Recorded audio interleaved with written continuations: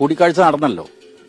അതിന്റെ തൊട്ട് പിറ്റേ ദിവസം പിണറായിയുടെ വീട്ടിൽ റെയ്ഡ്, തിരുവനന്തപുരത്തെ വാടക വീട്ടിൽ റെയ്ഡ്, അതുപോലെ റിയാസിന്റെ വീട്ടിൽ റെയ്ഡ്.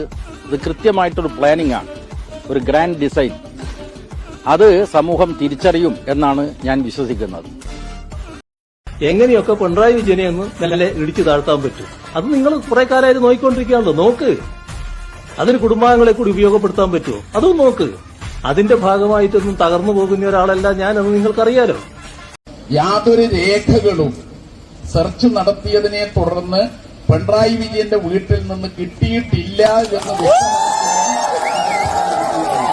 അപ്പോ ഞങ്ങൾക്കതിൽ വ്യക്തമായ വസ്തുതകളും തെളിവുകളും ഒക്കെ അടിസ്ഥാനമാക്കി തന്നെ മുന്നോട്ട് പോകാൻ കഴിയും. ഇതിൽ